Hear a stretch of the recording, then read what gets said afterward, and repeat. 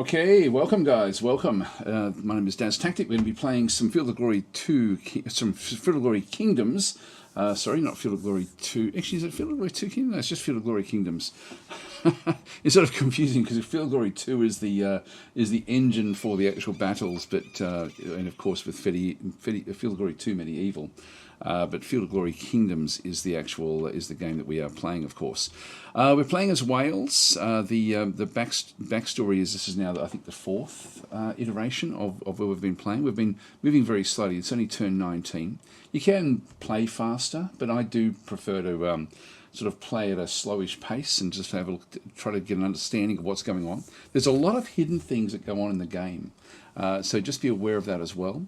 Also, this is sort of following on from a series of a Lens On series that's on YouTube that Slither and Dr. Claire Keenan have actually put through, where they sort of look at an aspect of medieval life or medieval architecture. Has been the latest series actually that's come out, which is mainly centered around cathedral building. Now, playing as Wales, we're not going to really get much of a chance to experiment with that because we just don't have the population or the richness or so on and so forth to try to sort of show. They showed some interesting things actually, like around Valencia. Where was that? That's in here somewhere.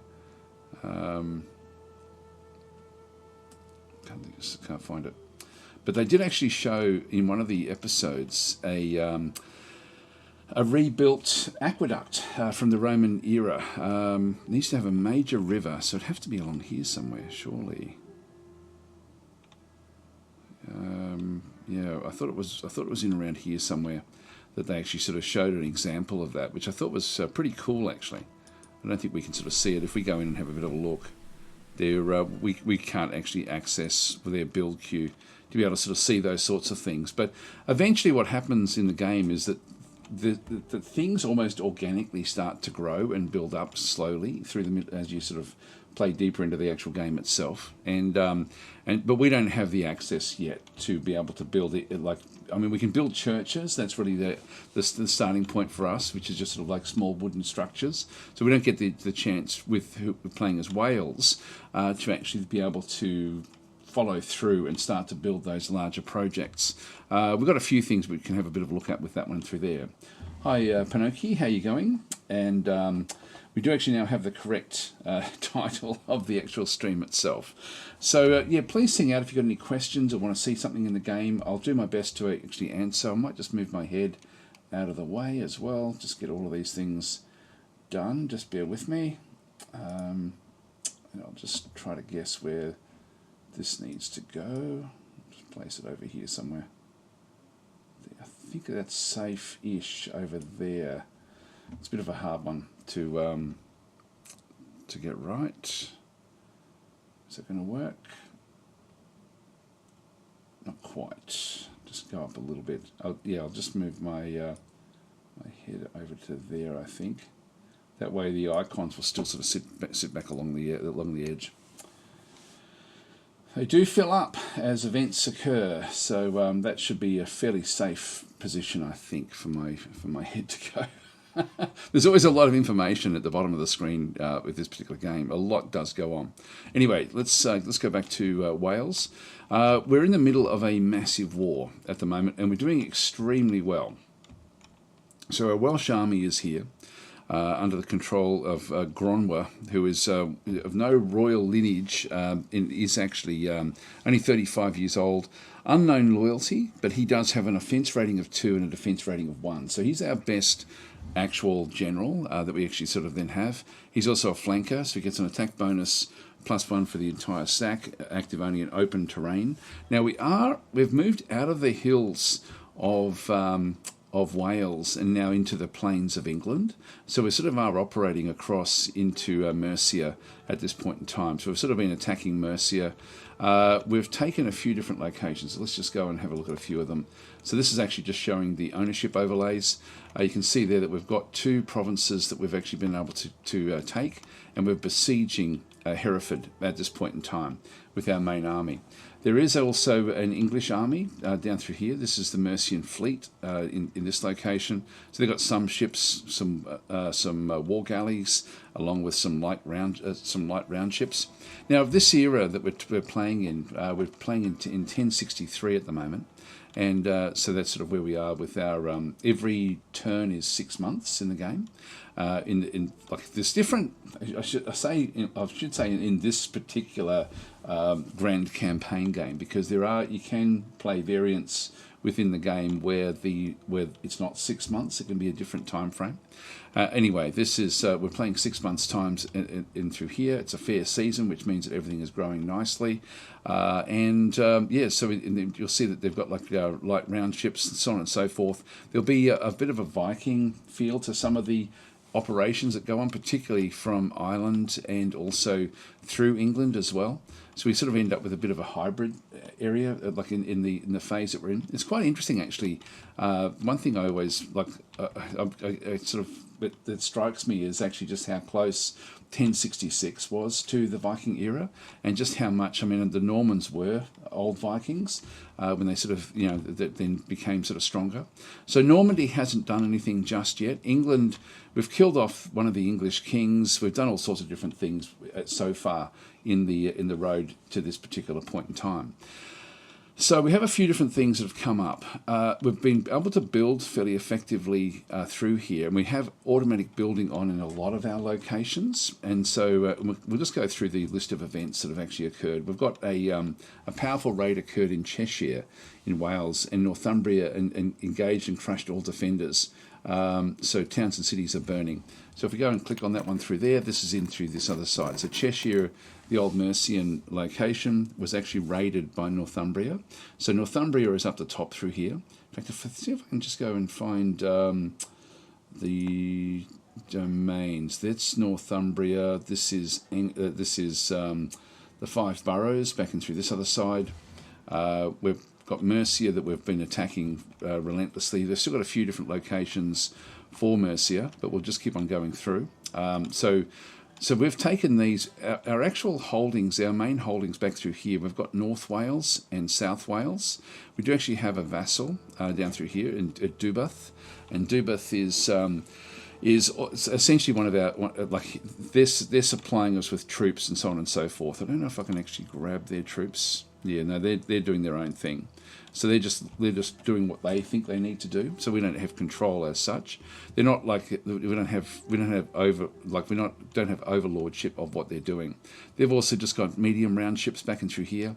So sort of almost like as I said before, the sort of Viking style. Their round ships are fairly powerful, actually. The ones that they've got. We haven't bothered with those. We're just sort of focusing purely on the land. I will try to sort of focus a little bit on building as well, but simply because that does follow on from the series, the lens on Snapshot series that has been put out to do with cathedral building primarily, and then the largish structures. If we go into here, we've actually got an astrologer house that's been completed in through there, and we also have village roads have been completed in Anglesey. Now, we've got somebody is looking after this for us, and so we've sort of set this one up to be a balanced build throughout everything. You can see that Gwynedd, our actual capital, isn't building anything at all, and so workers from Gwynedd are helping to build these other locations. And what's happened in here, this is our brother Ikion, who also, we don't know his loyalty, but he's got very high administration, lowish military, very high piety, and so he is governing Northern Wales, and we also have another one that is governing in the south in through here. And so this is actually this is of no royal lineage, age 29, unknown loyalty, high administration again. And so this one is governing South Wales, and we can see that there's open slots. We're not building anything down through here. Now I can override what's happening down this other location. One thing we need to focus on, this is one of the problems we've had, is the manpower generation. We've got regional manpower of 20. We have a military upkeep of -31. So as as our armies take damage, they need the manpower to sort of come back through. So it might be worth trying to focus a little bit more on manpower to see how we can sort of try to get, to rebuild our armies. Now, hopefully we won't be at war with England for too much longer, and we'll be able to sort of settle maybe for some of the Mercian lands. We'll see how we go. But we have actually, we've in the early part of the war, we did manage to really deal a big blow to England with killing off their king. We caught their king unawares in Mercia. Okay, so we've got the... sorry, where were we up to? So we've got those in through there at this point in time. We do have open slots there. We don't have any open slots in Dubith because that is our vassal, but we do actually have control in through here. So we've got 5 open slots for building in both of these locations, and Morganwig is down through here. Yeah, Flaxfields have just been completed there. Now, at the moment, I've just got deactivate automated building. I can go and prioritize different things in through here. So province will focus on buildings with less present structures category-wise. This is sort of like a balanced view. This will focus on stability and loyalty, religious conversion and buildings. This is mainly about commerce, mainly on defensive and recruitment buildings. Recruitment is probably what we're really looking for. This is infrastructure buildings and road construction. We've also got the healthcare, and then finally food and agriculture. That will then help with our growth. So we've got a little bit in through here. It's going to be sort of slow building. I'm sort of almost thinking of going through manually. If I click a second time, it then comes through, and we do actually have the extra slots we can then make use of to build extra things in here. Let's have a look at the manual things of what we actually have. We've got Freeman cottages in through here, a domain court, a commoner cemetery, and now a flax field back in through this other side. So have a look at the buildings that have been opened up for us. I'll just go through actually how this then works in the game. So I can allow just the AI to look after that for me if I don't want to be doing it. And I can give them the theme of what I want for this particular group of provinces. And in this case, at Morganwig, we can get ourselves in 4 turns fallow fields. So fallow fields are free to upkeep costs and have a base 1 in 15 chance per turn to be removed and immediately produce 75 food.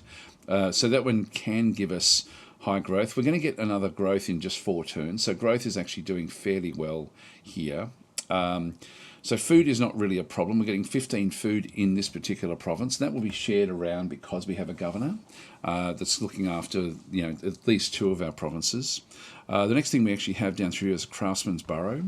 And this can be the start of bigger buildings. And so this can actually sort of open things up.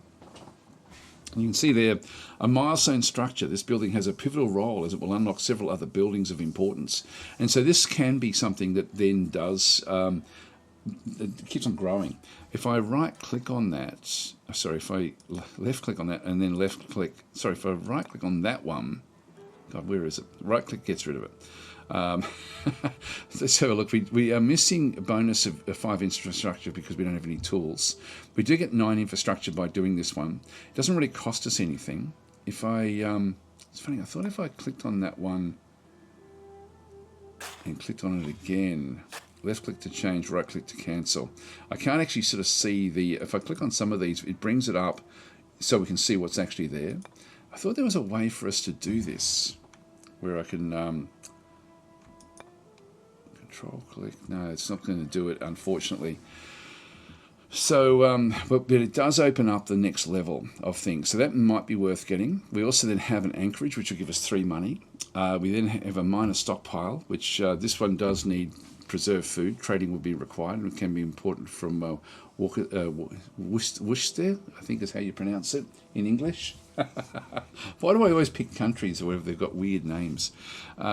This gives us an equipment stockpile. The equipment stockpile is nothing we really need to worry about, I don't think, with what we're doing. A monumental cross, this is more infrastructure, and then a town crier. I can go and pick a building at a cost of national authority. Now, I don't want to be playing with my national authority, but I can use it if I really need something desperately. So these are the different things that are there at the moment. If we go back across into this is the infrastructure area back into here. We've got stone quarries, crude smelters, wells, and you can see these are level 1.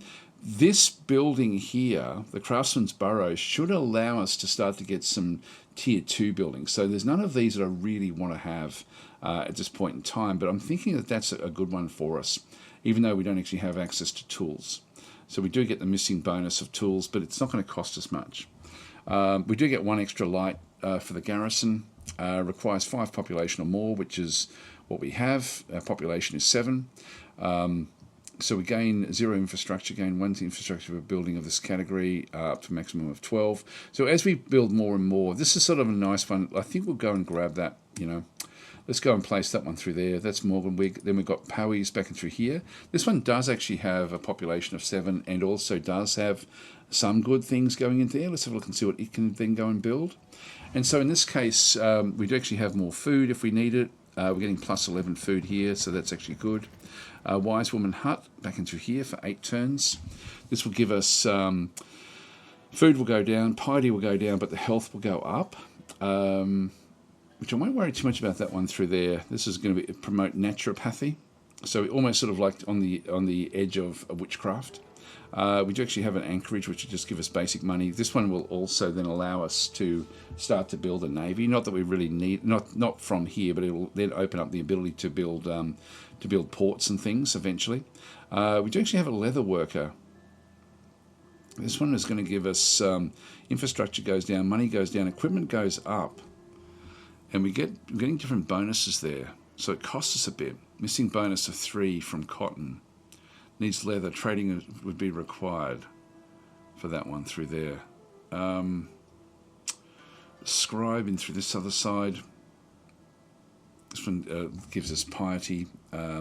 Gives us money at the lack of piety. Alarm bell. This one here is going to give me extra stewardship, which can be useful. We do have pretty good stewardship here anyway, to be honest. Like it's not terrible. And these are our core locations. I don't think I need to worry about anything there just yet. Let's just leave it for a little while and just see what else we get. Again, we can sort of see what we could have gotten. So if I go back to infrastructure, there's a few different things in through there. But the anchorage, maybe the anchorage is a bit of a no-brainer. It doesn't use up any slots. Let's just go and do that. Let's just go and grab an anchorage there. So that's 5 turns. We'll have a quick look over through here. This one is now building a storyteller. And so if you have a look at the storyteller in through here, 3 turns for this one in here. It's going to give us one. It's going to take up 1 of our infrastructure slots, and but give us 3 money. And the legacy increase. Now, legacy is your score in the game. Don't worry about it too much when you're playing the game. It's not really sort of important. Legacy is essentially the long score, like the score in like at the end of the game. It's all about the legacy, but really at this early part of the game, legacy is pretty unimportant in terms of the gameplay. But authority isn't. So authority is very, very important. But this one does give us a legacy increase by having the storyteller, because they then tell stories about what we did. So it's not really important. Got the scribe there again as well. We've got rudimentary earthworks. This one changes fortification level by +1 points. This is not bad. It does give us 3 infrastructure as well.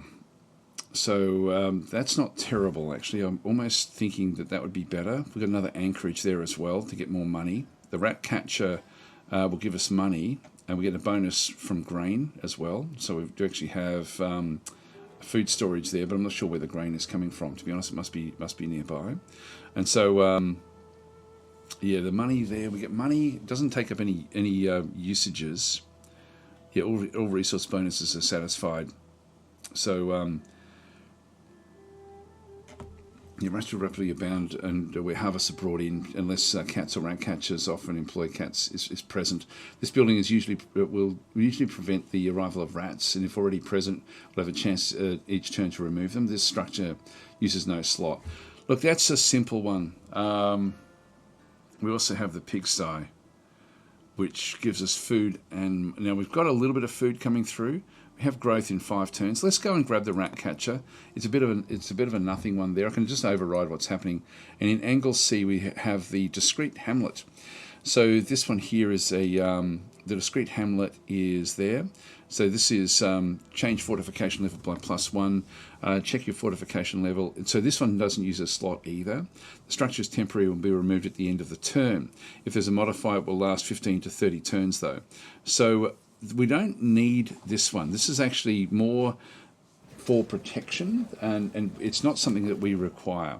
So I'm not going to worry about it because I think our army is strong enough to protect everything. We've got a fortune teller. We won't worry about that one so much. The Freeman cottages, these ones give health. They do take away infrastructure and money, but they do give stewardship and they do give manpower. And I'm thinking that's probably a better option. So some of these are temporary, which I love the aspect of this. Like they're sort of seeing that they feel like they're under threat, and so they're wanting to build that. But we're going to be building Freeman cottages back in through here. This one, yeah, that should be okay. Let's just go that side. So I don't think that they can sort of. I don't think we're going to be under siege there in any time soon. So that just sort of rounds out what we have. If we just go back and click there a second time, we now actually have these being built. So we're just overriding what's actually going on. I don't need to build anything else in my army either at this point in time. We've got no more things that really happen through here. We've received a new regional decision, develop region. Let's have a look at that. The regional decisions are super, super important. Now we've got 10 of them of 16, so I can still keep on getting a couple more. So we can ennoble a petty landowner. So this one here, if we have a look at what these do, among the freemen, a few now hold a decent parcel of land. They can be ennobled into minor nobility, thus strengthening our hold in the region. We'll promote a freeman into a noble position. A 25 legacy bonus is granted by doing this. So this is more for legacy. Region must be owned. Region must have at least one freeman population. So most of our locations do actually have that. So that one is actually available. Now I can sell these off. So control right click to sell one decision next turn for 10. So I don't know if I want to have, I don't know if that's going to really help me that much. Yeah, so I don't think this doesn't cost me anything. It's really just pretty much a bit of a nothing. Ennoble a petty landowner. Yeah, it does give me more nobles, which will give me more structure. I might keep that one around. We do have the recruitment of non-standard units available if required. It has to be where our army actually is. So this will give us armoured noble cavalry. I don't need it. So our army is very, very strong. So I don't need to do that one, but I'm going to keep that one around. Absorb a minor. So a region currently owned by rebels or minor independents can be absorbed into your nation. There is no certainty. Now we don't actually have any of those. This one here, if I try to sell this one, we're going to end up with so control right click to sell one decision next turn. So we can get 45. We also can get another 10 manpower back, and I quite like the idea of that. So I'm not going to really have any minor factions around me to be able to sort of take on. If we were sort of playing further like around Russia, that would actually be something that could be useful. Let's go control right click that one. So we're going to sell that one. A gift to a peer is Grand Show of Generosity will gift a peer of the realm, a governor, jewelry, precious tapestries. This one's going to cost me gold, which I don't want to do, of course. So I'll keep that one there in case I need it. The mercenary company, I can bring these in for 200 gold. The motivate troops. So yeah, all region in the troop with at least one experience will get +1 attack and defense next turn. We'll have a look at our armies in just a minute. The charismatic general can instill impressive battle fervor in their most loyal troops. Must be a friendly leader. We don't know where about that one. Restoring order. So again, region must have at least 1 unit. Region must have loyalty of no greater than 50. Let's just wait until we need that one, and then a sneak attack. This one we can actually go through and do secret stuff. So the authority cost to declare war is reduced by 20 points. So I might leave that one around. Let's just sell that one. I'm thinking maybe we play this one. I'll just quit it out of there for now and have a bit of a look and see. We've only got 1 noble in each of these. And Gwynedd doesn't have a real lot of workers. Have a quick look at these again. These are just peasants running through here. There's the freemen there. We've got a fair few freemen in here, actually, at our capital. You know, it might be worth looking at that. I think I might play that one on that one there. So we'll ennoble a petty landowner.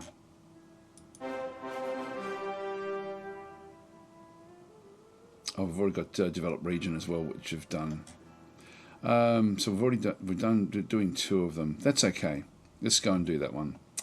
So that will end our turn, I think. So we're in the middle of this siege. Actually, before we go off and end the turn, let's have a look at the siege itself. We do actually have, this is a Jubith army, which is sort of just coming across. They're really just staying where we are. They've also got an army there, so they're sort of protecting the borders. There is a group of them in here of just javelinmen sitting back and through this other location. This is the Jubith army, which we don't control. So we control this army here, which is fairly strong, as I said before. We've got 3 armoured noble cavalry, which is sort of essentially are our knights. So we do actually have sort of like knights that are in through here. These are standing units as well. So if I press control, we can then sort of see what they actually are. So these are steady. They're clumsy in forest, swamps and mountains, but they're good where they are now. Yes, this is, where does it show what they are? You know, just leave that one where that's fine where that is. We have Ostmen as well. These are heavy infantry. So these actually do a lot of damage, but they are sort of, you know, they're again heavy infantry. These are more standing units back and through here, noble cavalry, back and through this other side. We then actually have Brythonic foot, which is sort of like our medium infantry, and then we actually just have our light javelin men in through there. And I'm pretty happy with the balance of what we have in through this other side. The English are trying to, they don't really have enough. They've got 24 combat power versus our 154. There is a group in through here, the Mercian army. This is controlled by Egbert. There's 8 units there. Let's have a look and see what they've got. I think I'll just keep on going. They've got a defense bonus of 1. Let's just wait where we are. The actual siege, we've inflicted a few casualties. These guys are struggling.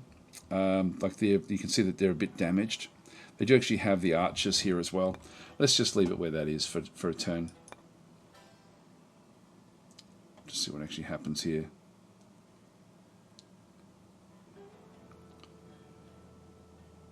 So it's now processing the turn. It's a we go game where everyone sort of does their processing. It looks like the English may be moving off to do other things,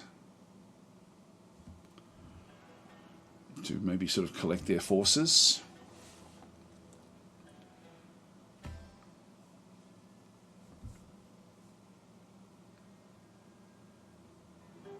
So it's still just thinking through.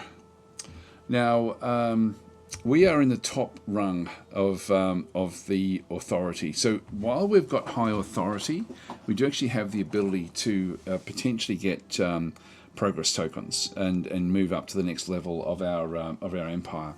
The legacy, as I said before, this is a long-term goal, which we don't need to worry about. So let's not worry too much about that one through there. We'll just go and click on OK.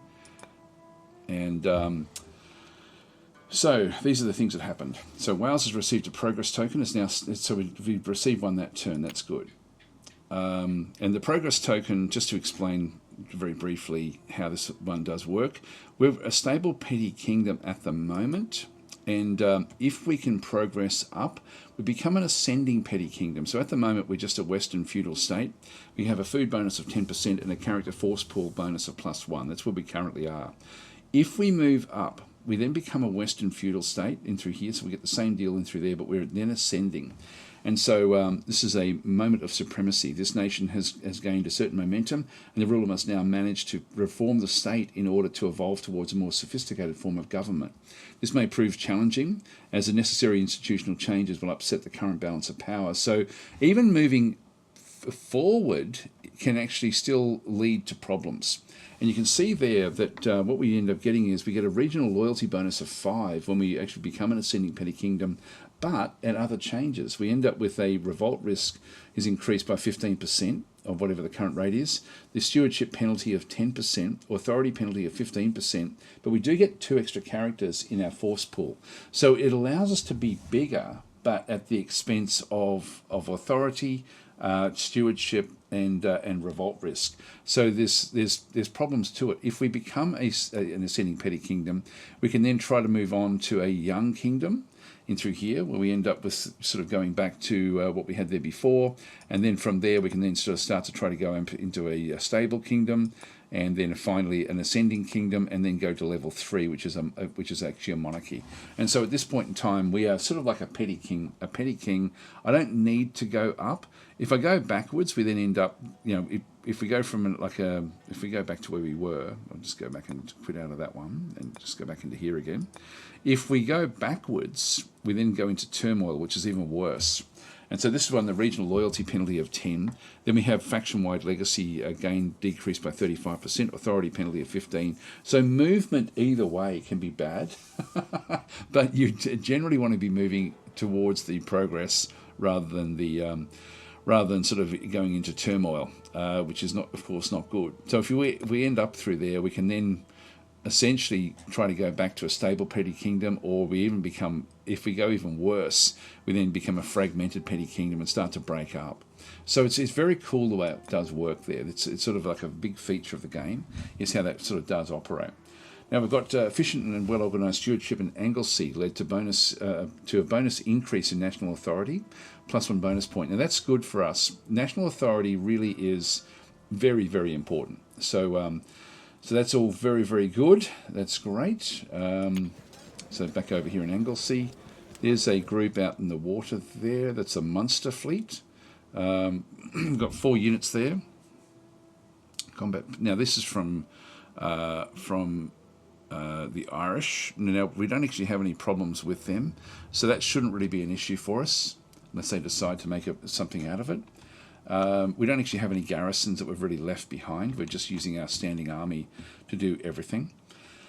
And then we actually have, you've received a new regional decision, forced march. So this is probably another thing that I don't really need. Now, if we go back to our decisions, we're back down to 9. Again, I can only have up to 16. So the forced march is this one through here. Will increase by 2 movement points the speed of all owned units in the region. And so achieving surprise is half the victory. There must be a friendly leader. I will keep that one around just in case we need to try to get back. If we do get attacked, we do need to get back home. So we'll sort of try to keep them where they are. We could even split up our army, but I'm just concerned because we're not seeing what England is actually doing there. Let's just move that one back. Let's go back into Gwynedd and have a bit of a look. You can see now that Gwynedd has now got an extra noble. So one of the others have now come through into the nobility, which then sort of... This is a confusing or difficult thing to actually understand in the game. But we actually now have like a lot of stewardship coming through because we've now ennobled one of these guys. We've still got our growth coming in 4 turns. We can't build anything because the maximum number of buildings has been already built. I can destroy buildings if I wanted to, but I don't want to. So what we're going to be doing is waiting until we get the growth in 4 turns. The freemen are still operating. I could still ennoble even another one of those, but we now actually have 2 nobles. And so what this will go and do is with stewardship generation, base stewardship generation from nobles is 50, stewardship generation from structures is 35, the national modifiers for stewardship is 15%, and so the overall regional stewardship generation is 98. And what happens here is the stewardship will then sort of move out. I don't know if we can see it effectively through here. It's one of these things that's a little bit hard to understand. Loyalty can be affected by stewardship if we sort of have a bit of a look at this one through here. Ultimately, they're not adverse to us. Actually, I don't know if that's for. We do actually have a little bit of a problem here. The ones that we've sort of taken over. But we'll have a look at that in just a minute. We've got the loyalty. This is free building slots, supply, culture and population. We don't need that. Domains, trade goods. Legacy. Here we go. So this is actually this is the authority, and it's worth actually trying to understand how this one does work. So nations with positive authority are shown in tones of green, whereas the ones with negative authority are shown in tones of orange. For your nation only, the local authority for each region is shown as a number. So we can sort of see the numbers there. I should have done this before we got that new noble. With enough national authority, your realm will be stable and progress in government type.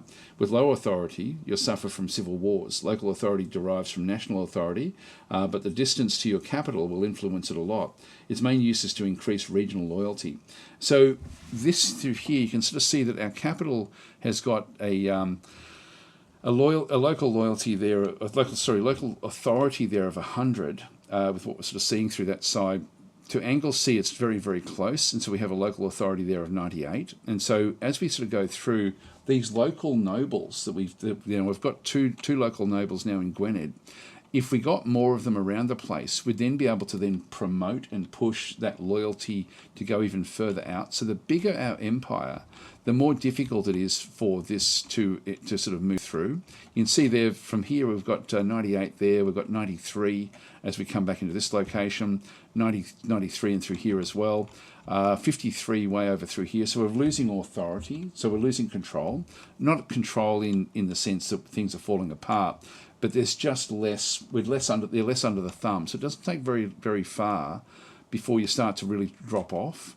And so this one here is has just got a very, very low local authority because we don't technically own it.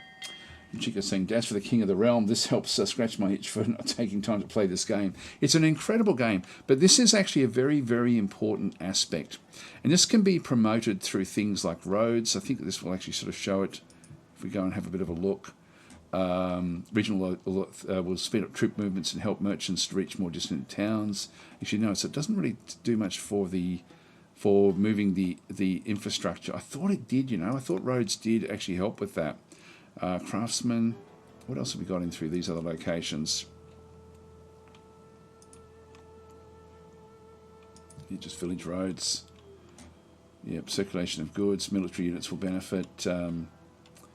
Yeah, okay, so no, it's not really sort of helping me much with that in through that side, but that's the... Anyway, we'll continue on. And so that's the... you received the forced march. We don't need to worry about that one. We'll just go and move back out of that.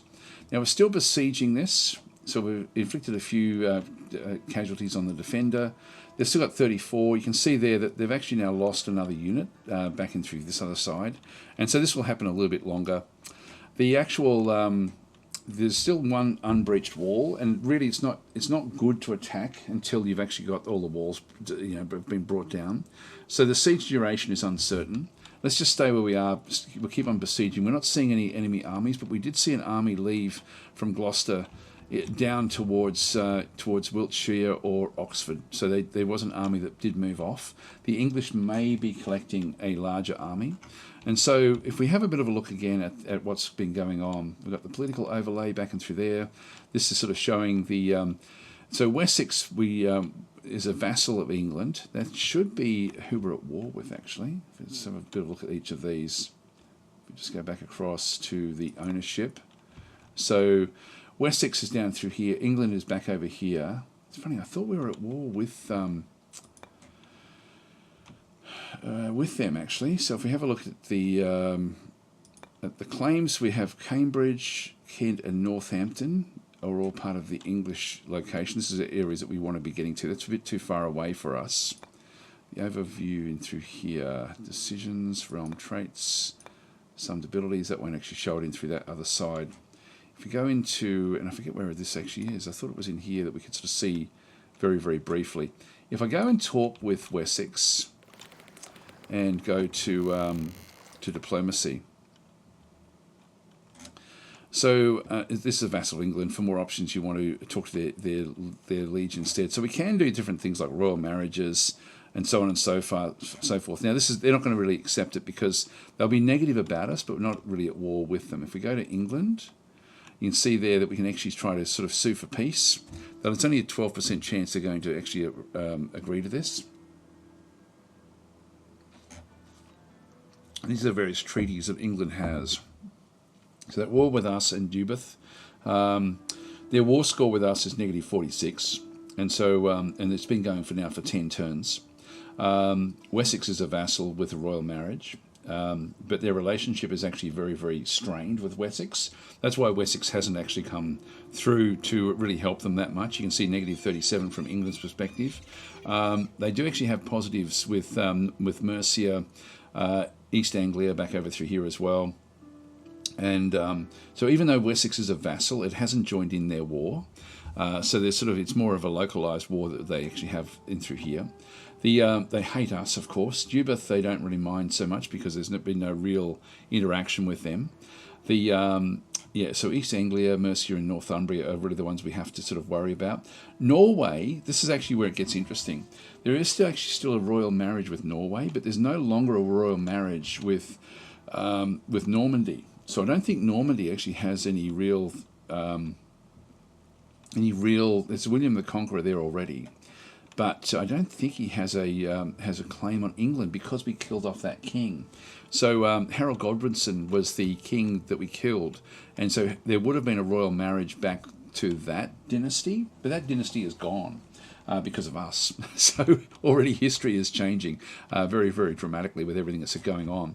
But Norway still Harold, was it Harold Hardrada? Was that the one that actually did come across? If we have a look at at Normandy, up through here, these ones here have they've got their own wars running through. So this is actually Norway, the vassal of Norway. So where's Norway? Kingdom of Norway through here. So these have got a royal marriage with England, and they've got a good relationship with them at this point in time. And then they're at war. They've got their own wars raging throughout what's going on. Let's have a quick look over through here as well.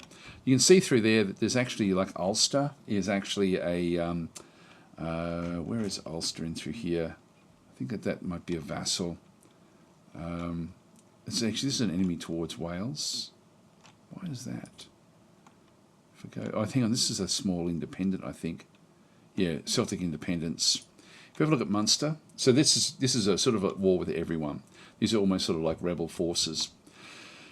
So these and through this other side, no treaties there, no treaties there. So Ireland is quite backward at this time. If we go we've got Kingdom of Norway is actually now hit right across into here. So they've actually taken big swathes of Scotland. I didn't even realise that. Scotland is now been brought down into here. They're at war with Norway and actually losing badly. So Norway has actually come through very, very strongly into these different locations. So Scotland, it may become a Norse kingdom back in a Viking kingdom in the north there. The way it's all heading. So Scotland still actually has Alba, but it is starting to fail.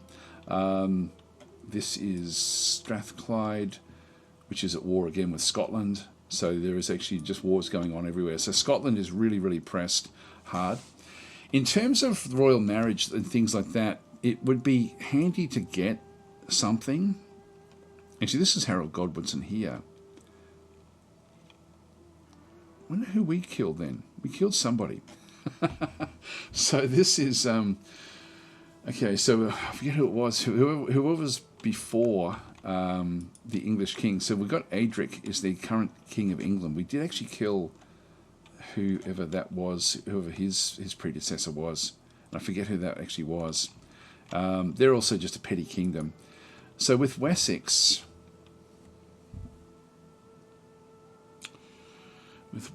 we don't have. It's not everything is actually not too bad with them, to be honest. I can give them 120 money. Now we're not really making a hell of a lot of money. Can't go above 50. So its actual effect will depend on their relative power and if you have given them a previous gift recently. Transaction. Propose an exchange of various items like regional ownership. Yeah, we don't need to do anything like that one through there. I could actually have a look at this and see. We do actually have send units, so Wessex could ask for that. Requesting from Wessex. That would be us offering.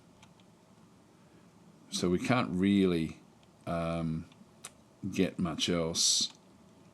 We can only give, really. So that's not really going to be anything that we actually want. So I think if I send units, and for example, Ostman are what we can go and do, and we'll just go and send, say, one of them. They'll actually accept that, but there's nothing else coming back in return, I don't think. Actually, if we go with that one through there, they're not going to send anything back. So it's not really... I could get them to try to pay for it, potentially. So this is actually the bargaining points. We've got 5. If we go and say 70 for that, it's now only 3%. So it's just not worth doing. So, but it's quite, again, the game is much more intricate than what it was in that sort of sense. Request has not been sent, discard changes. Yep, so we're going to discard the changes there. But that's sort of where Wessex potentially could become something that becomes something important to us. Now, I'm sort of assuming the English will be trying to collect their forces at some point. I might just even leave it on this screen, actually. This one's not too bad. Just so we can sort of see what's going on in terms of the political overlay. So you can sort of see there that regions are colour-coded according to the diplomatic status you have with the owner. So red denotes a nation you're at war with, orange a neutral nation, green is your own territory, whereas blue is your allies. Now, this is still technically our ally back and through there. You have relationships with each nation is shown as a number. A scale from -100 to +100 is reciprocal. A nation with whom you have a relationship below -25 distrusts you, and war may happen anytime soon. So, really, with Wessex, I've seen the number there, actually. That's interesting.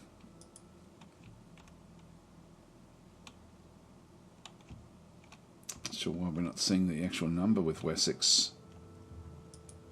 We should be. Yeah, so I think Harold might be sort of trying to become king. I think whoever it was, I thought it was Harold Godwinson that actually was the prior leader there.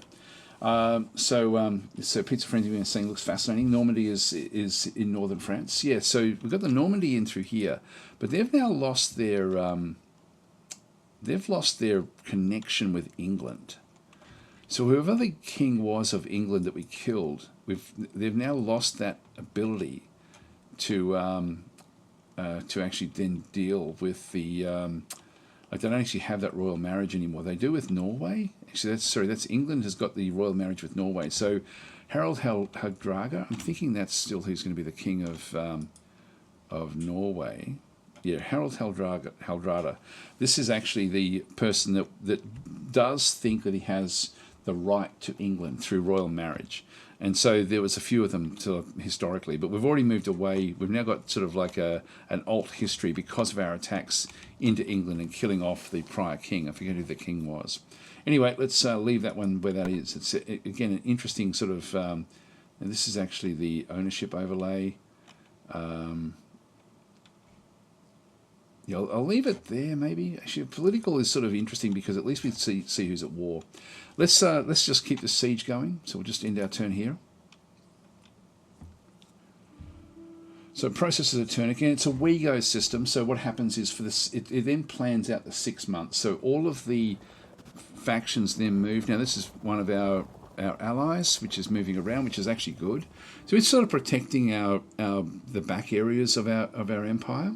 Here comes a Mercian army or an English army, sort of is moving in, and so it's still processing the turn. So we get to sort of see all movement. So this is where the battles will occur as well, and so we are still up in the top rungs, so still at 59. So we're in the top levels of the authority. Now the AI is now planning their turns for the next 6 months. It's now turn 21. And it's now a harsh season, which means food is going to be a problem.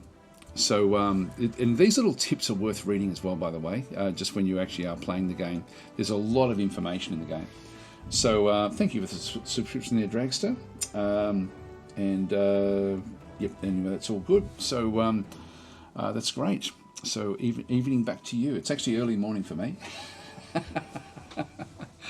You can see that a few of these are getting ready to go to the next. This is a stable minor dynasty. This is the Anazids.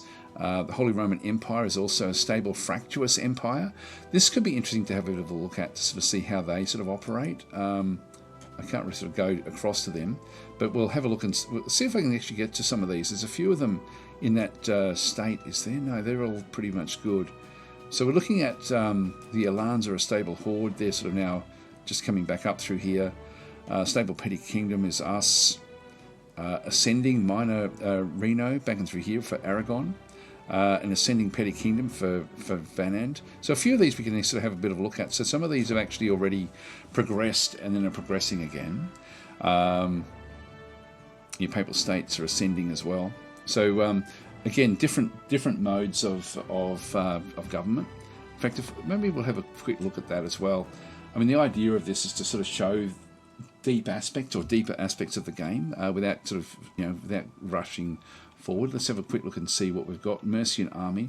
Combat power has only got one unit in it, so it does actually have some Huskars. Again, these are more Viking type units. And this is Alfred back and through here as well. No royal lineage.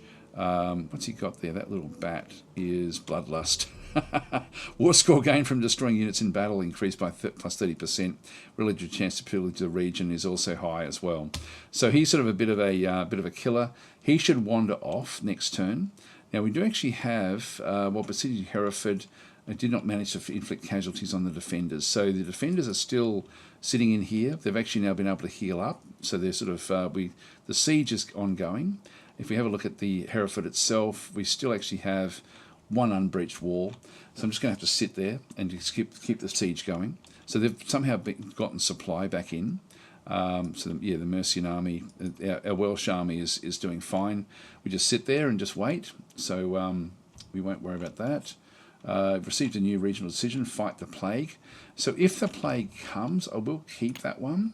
Again, we're up to 10 of 16 again now. I'll keep that one as well. So I'll just keep it for now. But once we get close to 16, I'll be wanting to get rid of other ones that aren't as important to me.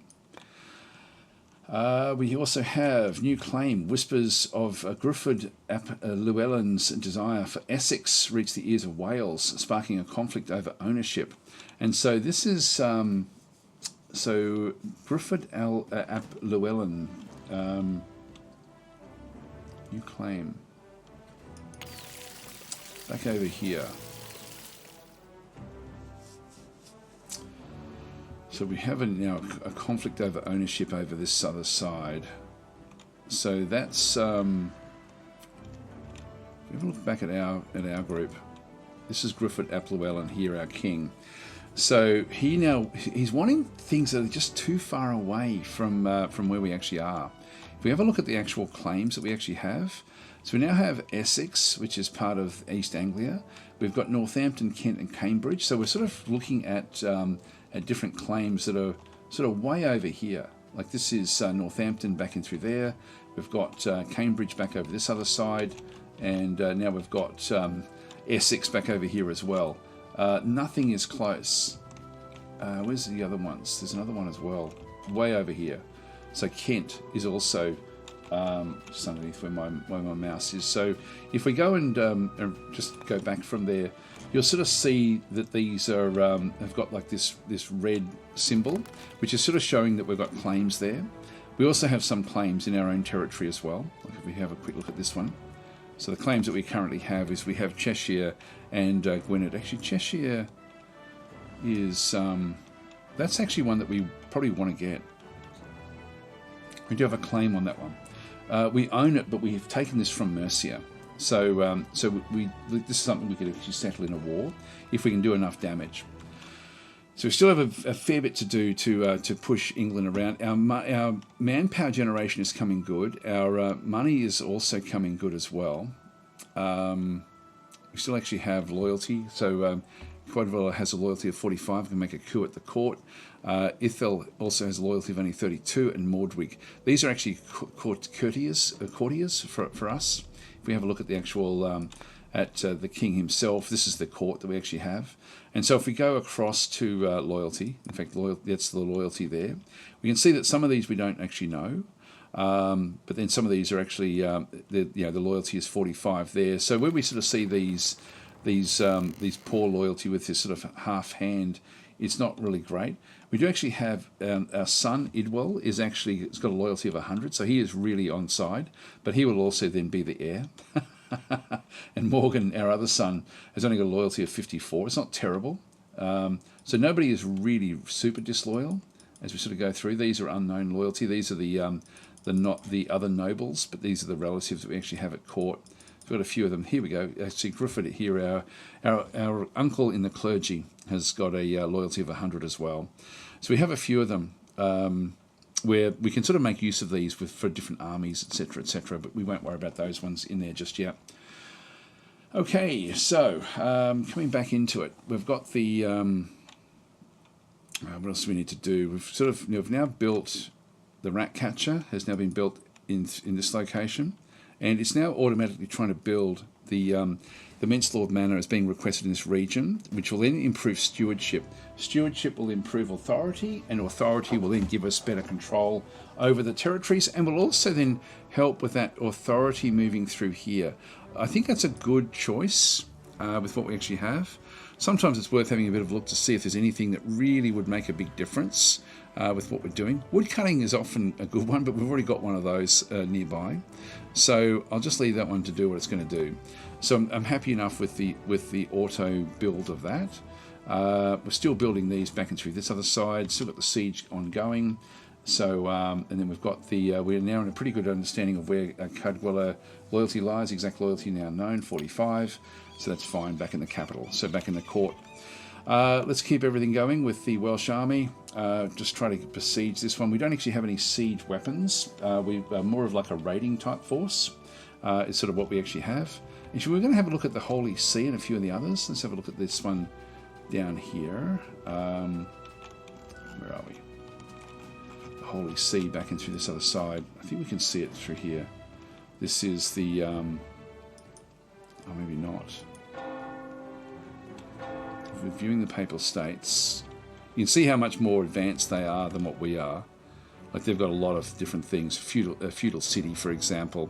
So they're very, very different, but we can't see exactly. I don't think we can see exactly their,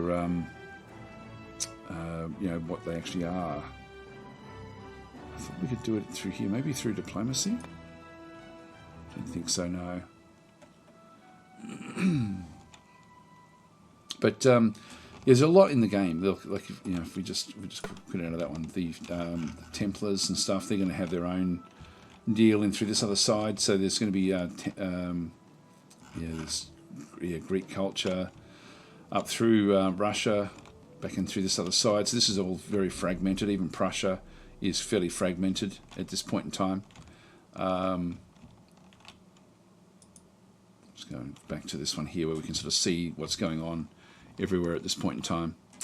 So we'll leave that one where that is. Oops, we'll just move that one across again, keep the political side. I think that sort of works fairly well. This is a harsh season. And so what this one does is if we have a look at the food situation in through here, we've still got positive food. The stockpile is good, but it may slow down. Actually, we've still got 3 turns. We're only getting 3 food there. We were getting 10 previously. So I think it'll show us there the harshness. It's not really showing it there. But that will be impacting all sorts of different things. So it's a particularly cold sort of a season, and in this instance again is 6 months. So everything is sort of looking fairly good. We have the ongoing war against England, Mercia, East Anglia, and Northumbria.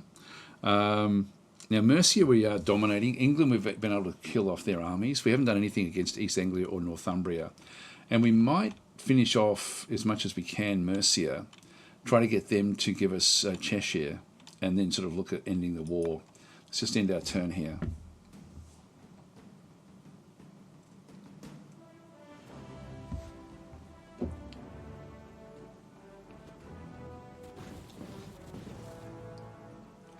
So Dubith is still moving forces around.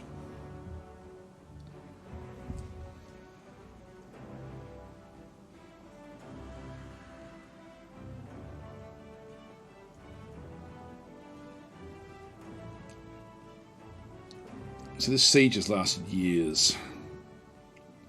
There we are. We're sort of we're still at the top, like at the top of the tree. There's so many different factions in the game that you can play as. These are all playable pretty much. There's some that aren't, like if they're too backward at this point in time, you can't do it. Instead of saying nation map mode would show better the nations. It's not so much the nations, it's more the relationship we have. I'm sort of interested in the fact that Wessex is not part of the English attacks on us.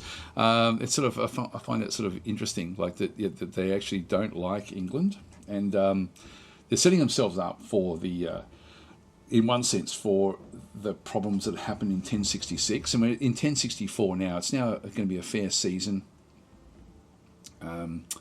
You're progressing in realms. Governments is a long and arduous process that can lead ultimately becoming an empire. Beyond that, you can enter a Renaissance age with extra perks and a 50% discount when building unique structures. So some of these structures, and playing as Wales, we won't have access to those because we're just way too small. We are just a petty kingdom. We're not one of the major kingdoms. Now we're seeing with the Mercian fleet there and the Mercian army there. Where is it? Let's just go and have a bit of a look. Mercian army still only got the one unit. No one really in charge. Mercian fleet does actually have Erpwald. Part of the clergy is actually in control of the fleet itself. The fleet is reasonable, but there's no real use for them. Okay, let's just go through the various things we've got. You've received a new decision, spy on nobility. I don't think this is actually going to help at home. So I can go and do this one. So this is the spy on nobility, back and through here. You've played against a peer of the realm governing a province. Increase your knowledge of his loyalty by 16 to 25 points. This is going to cost me 50 gold. If played in your capital region, increase your knowledge of the loyalty of 2 nobles by 26 to 50 points. Your rural administration will provide some bonus to the roll. So region must have a national. I don't see that as being a big. We don't need to do it. I'm going to sell this one off. So control right click. We'll just put that one back out for sale. We're up to 11. I do have to be careful of what we end up getting. We get 1 per turn. Again, we've got inflicted a few casualties on the defenders, but they're still holding on. You can see there a little bit of damage has been done to their effectiveness, but they're still holding on here with medium militia. I could smash through, but we're just not actually hitting. Actually, yes, they've still got unbreached walls. I think as soon as we breach the wall, we'll then go for it. Or if we see a biggish army on the march, we'll then do something in through there.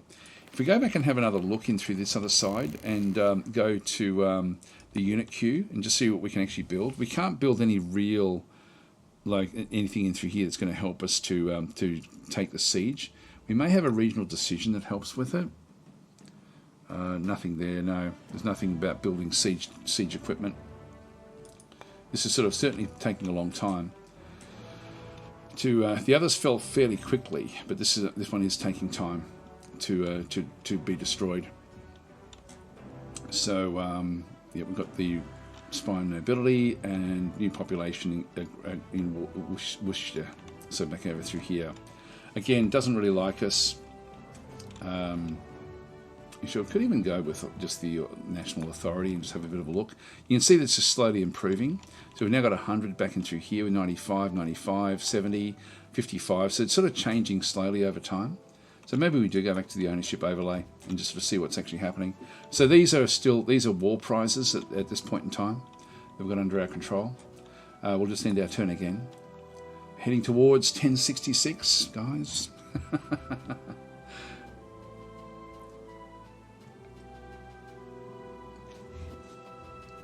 More units marching off. I'm sort of interested to see what happens with Mercia.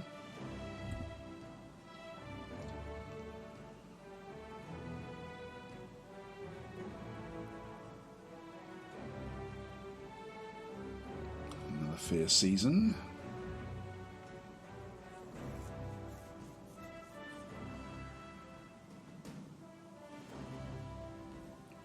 So I actually saw one guy's short LP in YouTube where he went over the limit in decision cards. So I suppose there are exceptions to the limit. I'm not sure how that would work. I've always been careful of not doing it. Still at the top. I'm wanting to make sure that we're well in the middle of this green area. If we drop down to the red, so to that orange one, you've got a chance then of becoming unstable. So some of these are actually not doing too well. Let's have a look and see where England actually is. England's up there. They're an unstable petty kingdom actually already. So they've become unstable and are now trying to get back to stability. So they're actually they do actually have problems, which is interesting.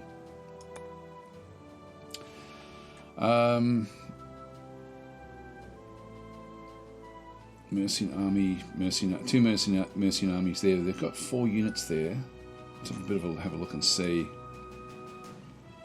They've got Aldred back again. Now he's coming back in with some raw spearmen and some bowmen, along with another army here, which may join in with more archers. So if they attack us, that could be interesting. Still inflicting a few casualties. This siege is just ongoing here, unfortunately. Stable, a baronial vassal. This is they do the barons that the local barons are sort of an interesting aspect of it. It's they essentially help to protect locations like this, but you can see they act as a strength 25 garrison to repel raids. So Baron and Vassal, Iron Fist rule. And so there's a loyalty bonus by having a Baron, but it does cost gold to actually do it, and manpower, and food. But this is the war. So there's a Baron here that's a Mercian Baron that we're trying to get past and trying to overcome. If we go back into Mercia itself and have a look and see what they've got a fortified village. So there's one wall there, a minor stockpile, and a defensive burg there with another wall. So this is even going to be a bit harder. But the Baron was one of the things that's causing us issues at this location. They're trying to build a wooden church, but they can't actually do it because they're under siege. Back and through here, they're not building anything. The infrastructure, I think, is full. So that's all okay. Now we've got the embezzlement trial. This is actually something we can have a look at. Peer of the realm, named as the governor of one of your domains, will be prosecuted. I don't think I want these at this stage. I'm going to sell that one as well. This one will give me extra manpower. So I'm just going to control right click and sell that one off. And so the manpower we can have up to, and we have to be a bit careful of this one, regional manpower of 21, military upkeep 31, intrinsic production of 13, manpower generation total of 3. So we're only getting like a small amount of manpower. Our equipment production of 65 allows us to maintain at most 215 musters of men. So we've still got a long way to go with that one through there. There are limits to what we can actually then go and do. Now, Wales is very, very strong in metals. And so you can see through there, previous turn total of 86, our equipment production of 65 allows us to store 73 ingots, fit for weapons and armour making. But we actually have more than that, but we're getting less coming in. So our production is actually low because our equipment, we can field heavy stuff because of the metals, because of the mining that goes on through Wales. So we actually do have very, very high metal production here, which is great. It's sort of, this is, these can be important in terms of getting stronger units. I can almost get another strong unit if I had to, but I don't think I will. I think we'll just keep it going with what we've got. We're certainly strong enough with the groups that we actually have. All right, let's go up and end our turn. Again, there's nothing really much we have to worry about. Now, we did actually finish the anchorage in Powys, and there's now 5 open slots there as well. Let's just see what we can build in here. We were going to be building another one as well in one of the other locations. So we've got the Shepherd House will give us extra food, including a bonus of extra 1 from flax. The missing bonus of food from grain, though. Produces wool. This can be imported from Anglesey. Yeah,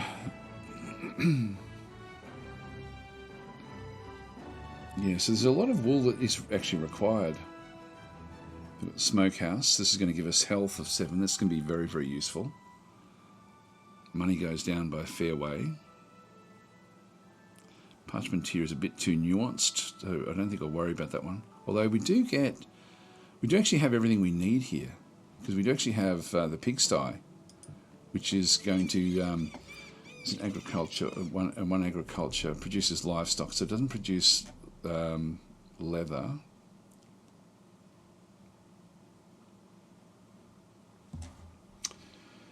could definitely be something that we look at again. I'll just have another quick look. Now we do have the Mence Lord Manor in through here. There's a manor of the local lord, rule over his domain. We get extra stewardship. Food goes up. We get a bonus from horses. Money goes up. Stewardship goes up a lot, which is great. Missing bonus, yeah, from wine, salt, and silver. Pilgrim's Refuge. I won't worry about stable. Needs horses. Can be imported from Dubith. So Dubith actually has horses, so we can actually put a stable in here. This one will give us extra equipment. Now equipment is not shown at the top there actually, but that's not equipment, is it? That's metal production. So we can, for our medium cavalry, we can remove the hastily levied penalty borne by some light and medium cavalry levies, or recruit a raw levy into a more experimental variant. So standing army units can receive a beneficial effect, restricted to light and medium cavalry. So it's a custom effect. It's sort of one of these things where it can be upgraded to a stable master back in through here as well. In one sense, getting this sort of stuff is good, but I'm thinking the smokehouse, it does cost us a bit.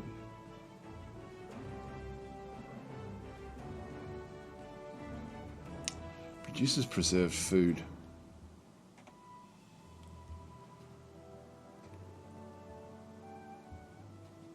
Yeah, a single nearby structure would produce more if we had the preserved food. So it will give us 3 money at the cost of 8 money, but it will give us 7 health, and health can be really important.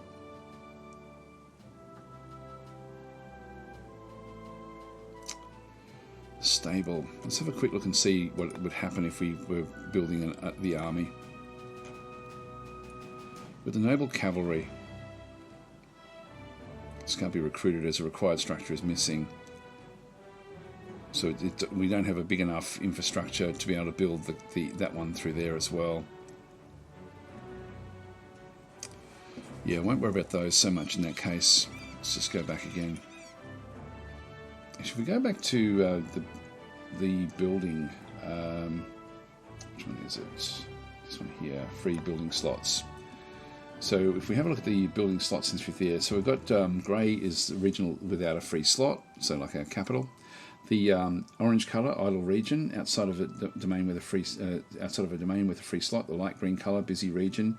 Olive colour, idle region in a busy domain, and light red colour. So if we have a bit of a look at that one through there, we do actually have Poes. We also then have this one through here as well.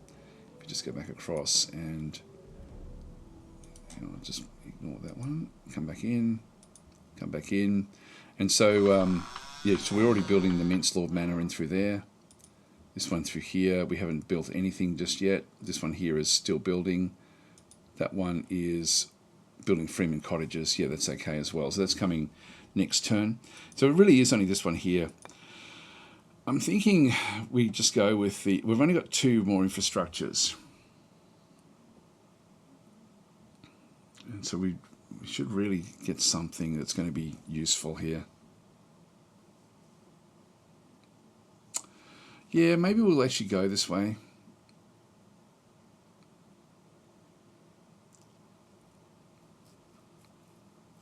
Well, there's the preserved foods, which we can... Yeah, we've got this one as well. It's not going to really help us.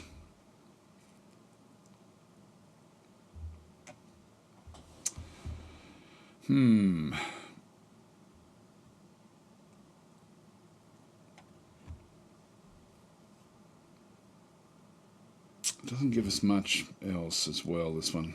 We do get 1 extra medium garrison. It's a pivotal role. Maybe it's 17 turns for that one. I'm thinking we go back this way. Producing wool. Let's go and grab it. That way we don't actually have anything else that's getting us wool. So we just need basic things. So so Drax was saying that does this game have a good tutorial? And Enchico saying Daz has made a great tutorial on YouTube. Yeah, I've tried to sort of try to cover enough so people get an understanding. There's a lot of hidden stuff in the game, a lot of deep things in the game that sort of continue on. I'll see if I can find a good example of that. We've got new population through here. If I go into one of the centres that we're trying to build, and just go back into the actual province itself, and have a bit of a look at what's going on through here. If I go to the Shepherd House, we're not going to be able to sort of see too much else that's going on. In fact, if I go and I've got the keyboard shortcut for it. Maybe if I just go back and look at the anchorage. I know the anchorage can actually help a little bit. So when you actually have the anchorage can be upgraded to a small harbour. If I click on the small harbour, shift click, no, it's not going to do it. Why is it not doing it today? I've forgotten the keyboard shortcut. Oh, hang on, info. No, it's just the info on the actual help file for it. I don't think normally you can actually click on these, but it's that one there. When you bring it up, okay, can we do it with this? I don't think we can. Okay, we can't do it with the ones that we're building. The ones that we've already got, that we're sort of bringing back in. If I click on the icon at the top, it will then show what this can then sort of lead to, and this can then sort of be quite helpful. So the anchorage can actually then be moved up into a small harbour, a protected harbour, or a raider cove. So we have different things that it can then be raided, brought into. So small harbour, if I go and click on the small harbour, that can then be upgraded to a tier 2 medium harbour, or a medium protected harbour. That will then extend across and then become ultimately a large protected harbour, still at tier 2, and then that's as high as that one then goes. But this one then becomes a much, much bigger entity, but you have to start at these other locations. So that can be quite useful. When you see they can be upgraded to, some of these things won't. Village roads, for example, can be upgraded to regional roads. So if we have the ability to do it, we then sort of see that this one can then become regional roads, or imperial roads. Now this is a Holy Roman Empire equivalent. This is different to what we actually have, so we can't do this one, but we can do this one. From there, that can then become a paved road, and so we get more money from that one through there. And so that then becomes the highest area of the actual paved road itself. And so we can start to sort of see what will then happen as things sort of develop. So this one here, we only get 3 money. This one here, we get 8 money, and 1 extra manpower from the actual paved road. So a lot of things will actually have levels. I don't think this one does. Yeah, that's only just a tier 1 building, but there's nothing else that actually does happen there. And similarly with wood cutting, actually that can be upgraded. So the upgrade from there is to build a logging camp. The logging camp doesn't go any further than that one through there. So that one does provide other bonuses. It does have arduous work, which can sort of lead to other problems in terms of health. So yeah, there's a real depth to the actual game itself. So like an incredible depth. Anyway, let's continue on. We've sort of now got everything we needed. We've got the embezzlement trial, which we're going to sell off.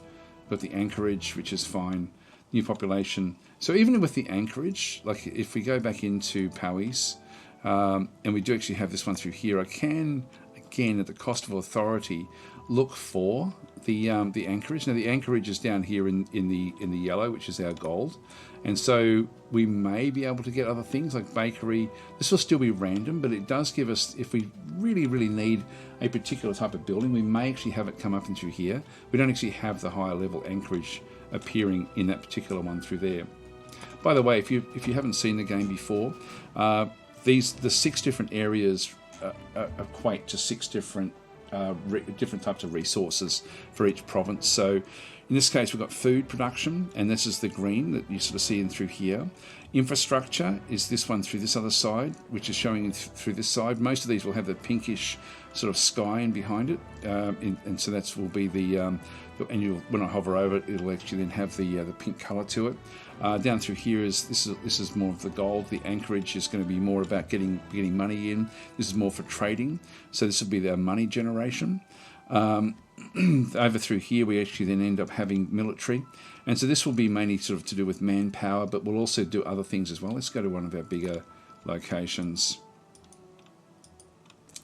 So this has a bit of most things. We're still a smallish area with only a population of 7. Actually, I wonder if the others. No, that one doesn't have anything. This one's got an interesting aspect to it as well. Maybe we'll start here. This is in North Wales. We do have 7 population here as well. And so as we come across this, they've got a local market which is generating some other things. This one generates money, and we do have a bonus from some wool that we actually do have access to, but we are missing wine, preserved foods, and flux. We would actually get a bit more money that way. And needs pottery, missing the pottery is costing us 11 money. So the local market is important because it sort of leads on to other things. It leads to the fair. And so this ultimately is something that is worth keeping, even though it's costing us money. So it's actually costing us a little bit of money to do that. I'll just do that again. Click back. That was the wrong location, was it? Yeah, wrong location. I'll just go back up to here. Up through here, though, this is sort of more your military and sort of different things. So if we had have got those, the horse stable, that would appear in here, which is sort of like the red colour. This is a stronghold site. And so if we click on this one through here, this one does provide garrisons. And so it's a tier 1 military building, and it doesn't go anywhere else. I thought it did, actually, that one. Let's go back to the capital and have a look. At the capital, we've got a fortified village. And so the fortified village gives lots and lots of different bonuses as well. We get stewardship bonuses. We get, we're missing 1 manpower. If we could get legumes, we'd end up with getting more manpower back in through here. We have extra walls. We have extra siege resistance, and we have a garrison. We have a fairly big garrison with a fortified village. And so this is essentially just like a low-level wooden wall fort. It's not the big stone forts that we'll see in other locations. So Wales is fairly backward. If we have a look at maybe at London, what have they got? They've also just got a fortified village. You can see that they've got a lot more other different types of things going on through here as well. Spear makers, a levy weaponsmith back in through this other side. And this will give them other abilities for building different sorts of skirmish type units. They've got plowshares to swords is sort of something that they can then go and do. They get a lot of equipment from this particular building. This is the military. Next one down is the clergy. And this can actually help a lot with the piety. Piety is quite important in the. You can see there that there's piety generation. This is actually important for a lot of different locations, but say particularly down in Spain. Spain will actually have sort of things where piety will be fairly critical because of the because there is a difference between the different sorts of cultures that are down that way. And then we actually have down the bottom through here, and this is still looking at London. These are the stewardship. This is your nobility. So we've got a feudal town back in through there. Again, this is going to be having very high. It's going to have manpower generation. It's got more garrisons. There's better siege resistance back in through that side. We've also got the domain court, the king's residence. This is where the king lives. And so it's much harder to attack one of these sorts of towns than it is to attack, pretty much where we are. Now, back in through here at Gwynedd, we're going to end up with the same sort of deal. We end up with the domain court, the king's residence, and the town crier is one thing we have actually added in.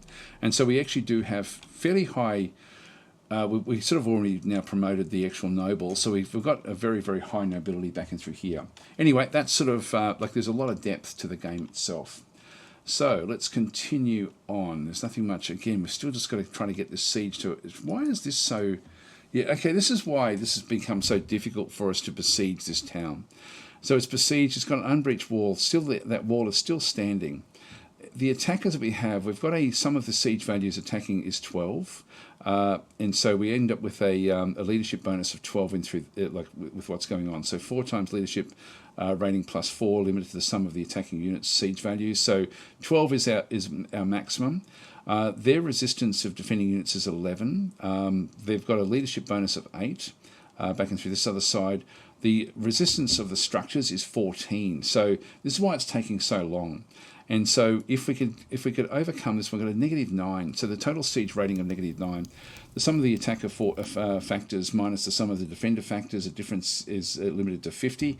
But in this case, we just don't have the firepower with our units to really sort of be able to push up and get beyond what we end up having through here. So yeah, so the overall amounts are quite poor.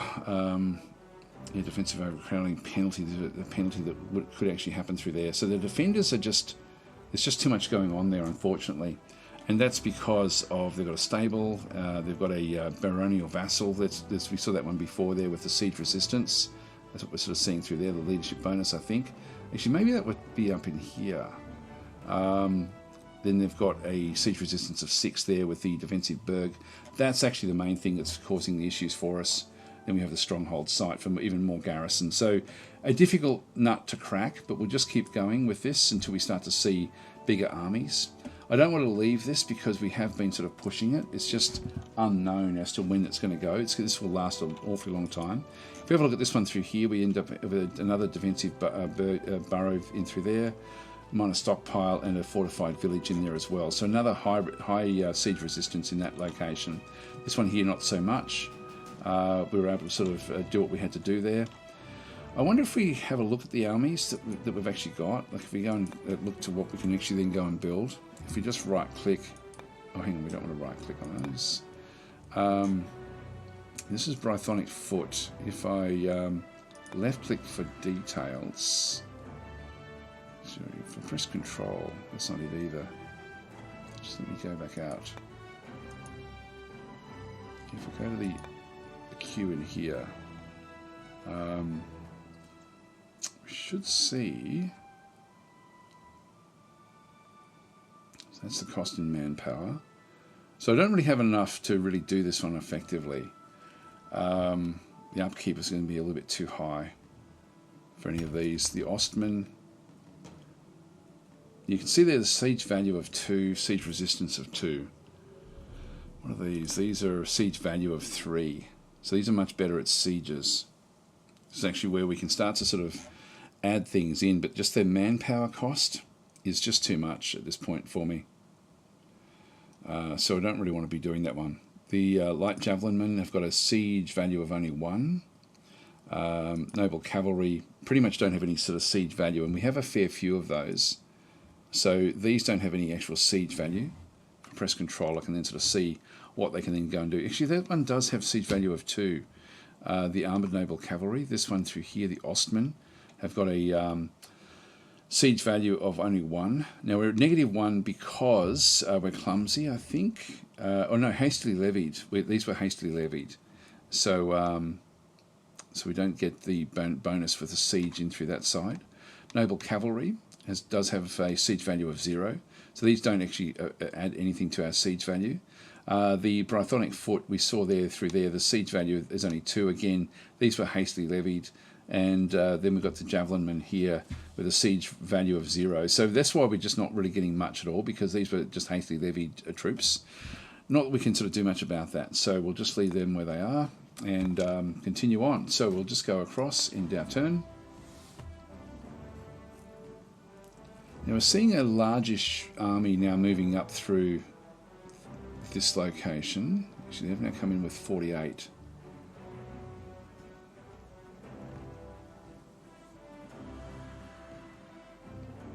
I still feel confident that we're going to be okay here. Need more cannons, says George. Yes. Yep. So, can you assault the walls? Yeah, says George. To speed up the siege, I can try that. I'll show you what happens actually. So I'll do a save scum and show you like what actually does happen in a siege. It's going to be difficult for us, and you'll see that when we actually go in. So actually it's worth showing that, actually, to show why. That there may be a good thing. We'll see what happens. We're up right near the top now. We're just not getting the extra bits and pieces. Royal marriage has taken a spouse called Dame Marared. May she be blessed with many sons. There we are. So the game is not like Crusader Kings. So Crusader Kings is much more about the relationships. You see that I've hardly even gone into the actual court. It doesn't matter much in the game, but the loyalties still do. There's still an aspect to it, depending on the power of the realm that you actually have and the court that you actually have. So the more regions you have, the more important that becomes. In this case, it's not a big feature of what we're playing through here. So let's just go across. That's all good. Now we're still, what have we got in through here? Worcester in Wales was raided by Northumbria, but the defences easily repelled the invaders. So there was actually so Northumbria is raiding. That's fine. We have a pretty good understanding of where, and so the loyalty is 84. That's good. So we've actually got a very loyal member of the court, and received a new regional decision, develop region. So these can be important. These development ones.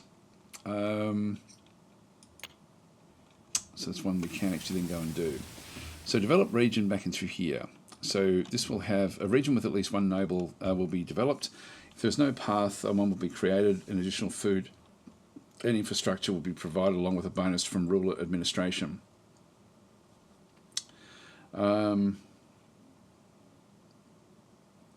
If a path already exists, a road will be constructed. So this will give us extra roads.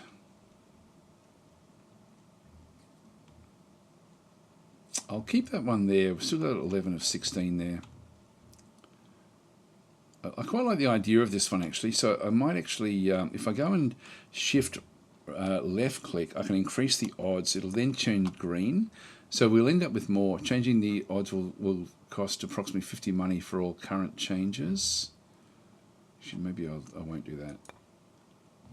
Yep, that's okay. So it's going to cost me more to have that ultimately. So let's not do it.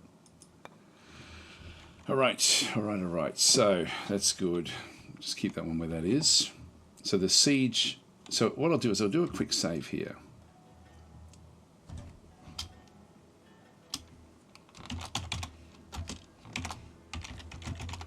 Slytherin Wales 04.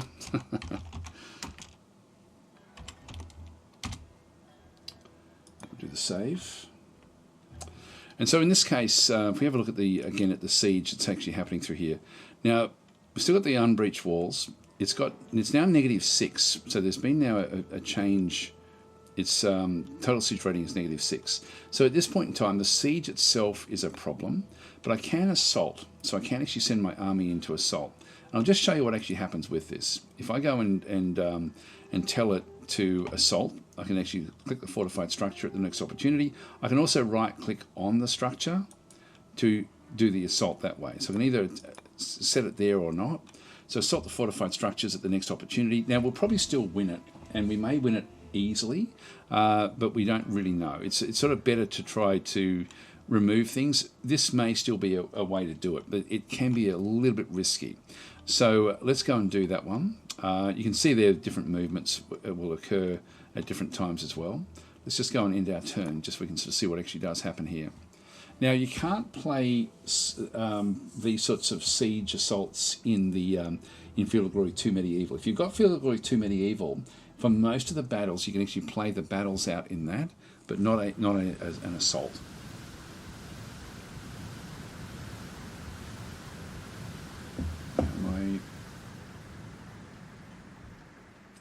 Not sure what that sound was. Yeah, 17. Click the army tab to see what they've got. Some bowmen. Oh, it looks like we actually just managed to do it anyway. So we'll see what actually happens here. It looks like we didn't actually do the assault at all. They may have actually given up before the assault went in, which is a bit of a shame. We'll do it with the next one. We'll move across and go back in. And so the siege is over. So the siege collapsed before the assault went in. That's actually what happened there. Otherwise, we would have actually had an attack. So we now actually have. So this siege is besieging Hereford. Wales inflicted a lot of casualties on the defender, and so we've now got that one is what's actually happened through there. So so this is during the siege. It was not the assault. So unfortunately, that would have happened no matter what we did. So that happened before the assault went in. In the grip of Mercia, did we wrest Hereford, conquering it for our realm? The siege in Hereford is over, and Wales stands victorious. Now, if we have a look at our units here are fine. Like they're all completely fine. Now we want to move across into Gloucester. Now I've got to be careful what I do here again. So you can see I'll just get rid of the assault button there. If I click on that one, we're going to march and assault, and I'll show you the way this one actually does work.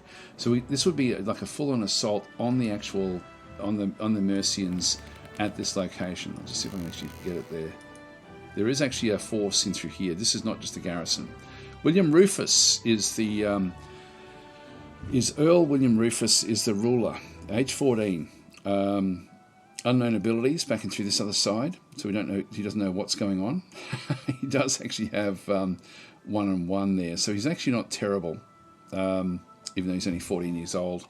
So he's the new ruler of Mercia. I'll show again. I'll just do another quick save. We'll just go through all of these, and then you've received a new regional decision: fight the plague. So we've now got 2 of those. Anglesey was raided by Northumbria. The interlopers were soundly defeated.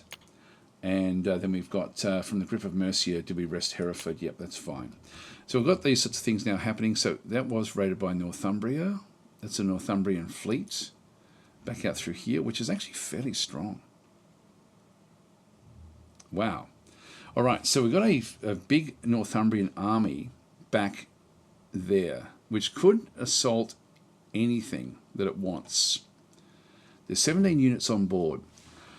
So these ones have got Huskarls that are still healthy, but these ones here they've lost all their effectiveness. They've got all sorts of different cavalry. They've got a whole lot of different raw spearmen through there. This is a good leader in terms of what it can do. The offensive rating of 2 and defensive rating of 2. Yeah, so the health is poor. He's 66 years old. So he is the king of Northumbria. I think we'll still just go in. I'll do this assault here. So this is interesting, like having this Northumbrian fleet come across. That could be on its way to invade. Which means we're going to have to rush back with our army to defeat them. So they're struggling. They are struggling there, and it's a harsh season, I think. I can sort of see the weather changes in different locations. So, yeah, it's a harsh season in most of the places. You can see there's snow falling, for example, in through here. There's blizzards happening. Let's go across and take on Mercia. So we'll just do another quick save in through here.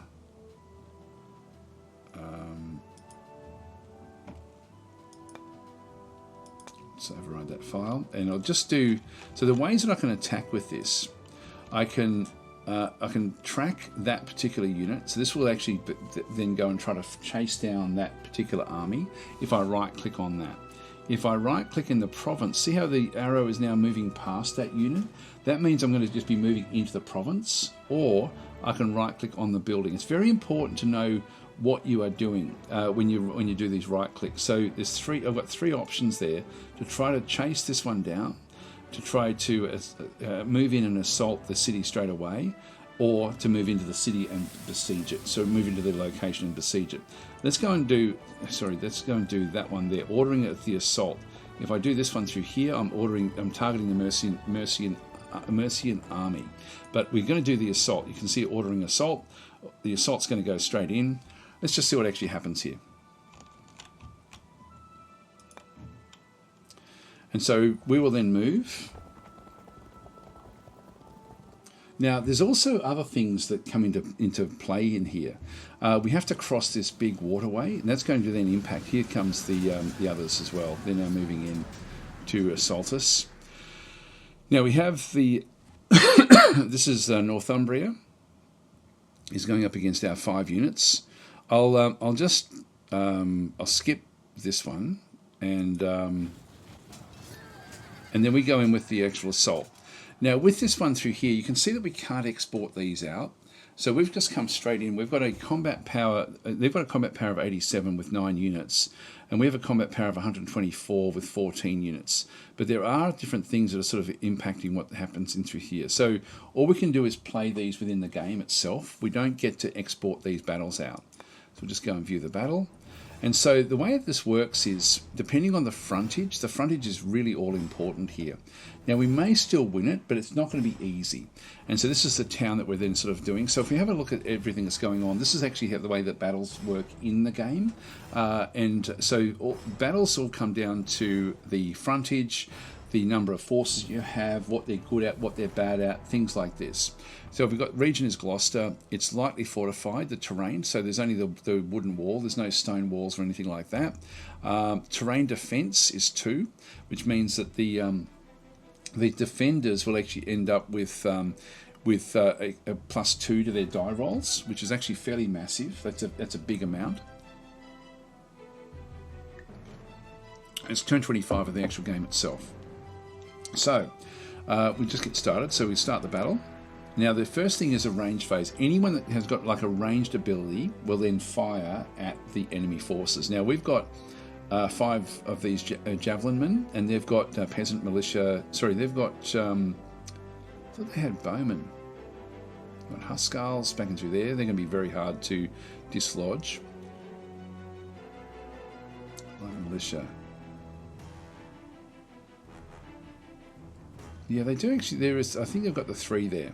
So let's just go and play this one out. So this one, they'll just randomly target different things, and they'll try to either do damage to them or get their abilities down a little bit. So let's just go and play that one. They became tired. Ours were okay. Now we enter the next phase, which is the actual combat phase. So each grouping will then attack each other. We've got our Ostmen versus their Huskarls. And when we have a look at this one through here, now they have, the first one is this group of Huskarls against our Ostmen. So the Huskarls in through here have got like a lot of, you can see there it's got like 4 hit points and 4 effectiveness, which is very high. Ours have only got 3 and 3. So the Huskarls are better. Ours are a sort of like a proto-Huskarl.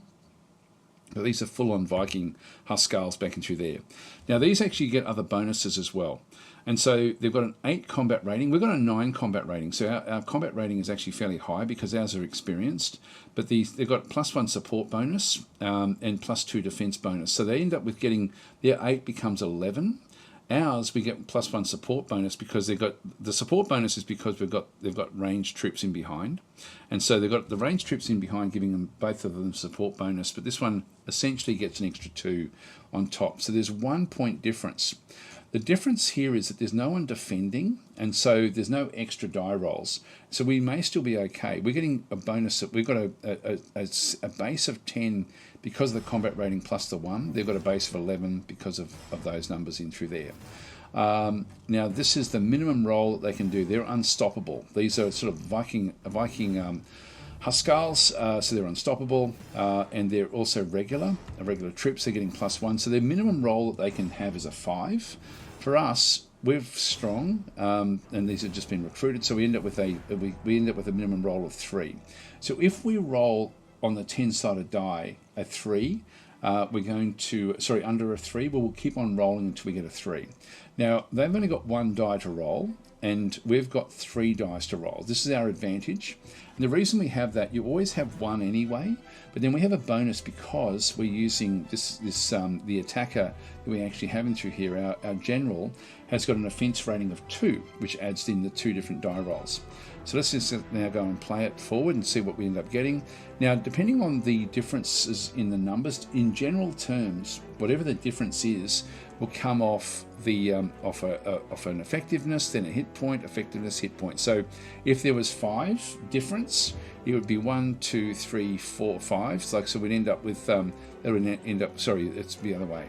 It would be the effectiveness. It would be 1, 2, 3, 4, 5. So it would be 1 effectiveness and 2 hit points left. Let's just see what we end up getting. Now they scored 21 and they destroyed us. So the actual difference there, they rolled a 10, which is just luck. We rolled shitty numbers. So we rolled a 5. So their total number was 21 and we rolled a 15. So remember, this is a save scum. We're not doing this. But that's actually, so that one we've been completely wiped out. Now that was bad luck. A lot of that was bad luck. We should generally do better than that. So you can see there that the difference there is 6, and that happens to be all of the numbers that we actually have in through there. Next one is we've now got medium militia, which has got a combat rating of 7 against a combat rating of 7 through here. Our Brythonic foot is stronger than the medium militia, but other things will sort of be in play. Let's just go and see what actually happens here. In this case, we have a range of 3, and so we did a little bit of damage. 3 come off the list there. Go to the next one.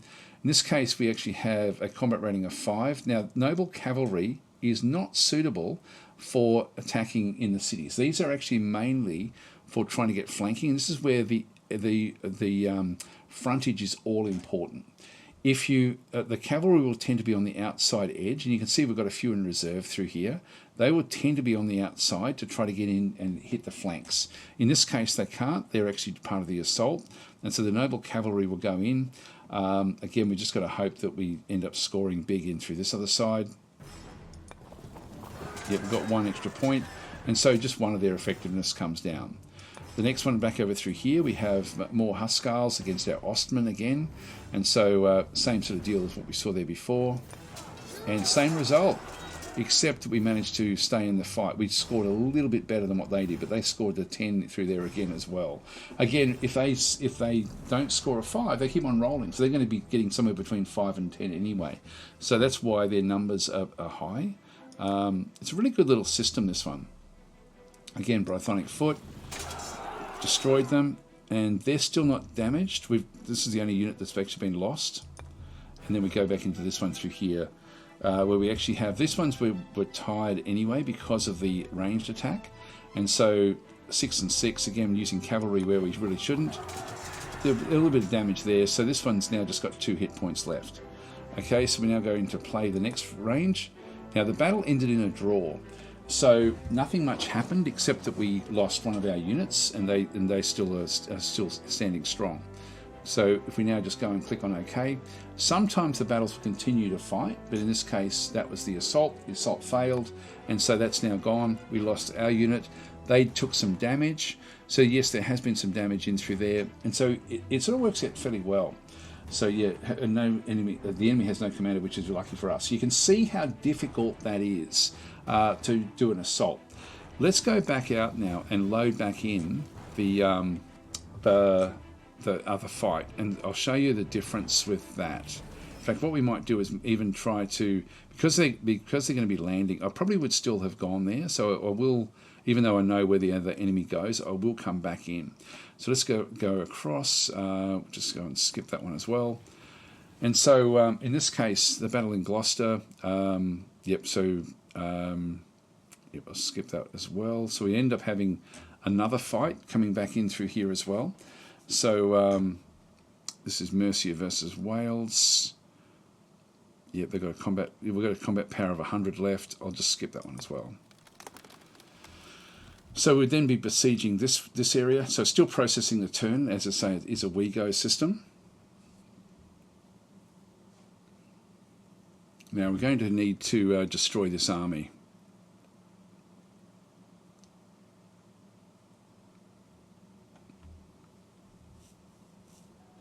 But I will reload because I don't want to do the assault. But that's why you wait, essentially, because you could lose units. Sometimes it's worth it, sometimes it's not. So that's actually that's what didn't happen last time. So they've now in here. Now they're marching off again. So at this location, I would then need to try to get back. It's going to take me 2 turns to get back into these locations. So I'd be wanting to try to track my way through to reach this army. But I will actually I'm going to go back in and load back in anyway. So we'll load this one in. What I might do is I might show you the other aspect of the fighting as well. I'm glad that we've now got an enemy army that's now inside our territory, even though they're quite weak. So I'll show you the other side. I'll go and meet that army and see if I can actually meet it and destroy it. So and again, I'll just use this as part of the save scum. I'm going to ultimately, what I would have done is I don't know where this one's going to go. I was tempted to go back home with this army, but yes, it's not. I'm not really sure Can't move because movement is prohibited there. So they can't load there either, but they can load there. So that would be where we'd be wanting to move if we were going to go and protect, which is probably what we would be in one sense doing. But I do want to besiege this and just see what actually happens, because they're also struggling. Remember, they actually, like, they're quite badly damaged. But let's go in and just meet them here. So if I go and meet them at that location and then just end the turn.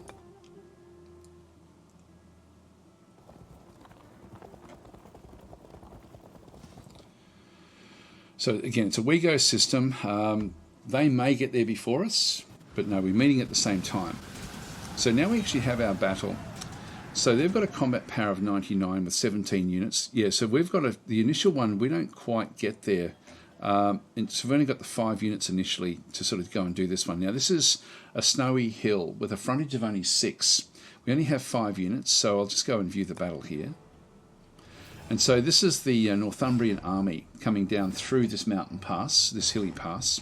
And so we have a slot on the edge. This is going to be why we're going to lose this battle easily.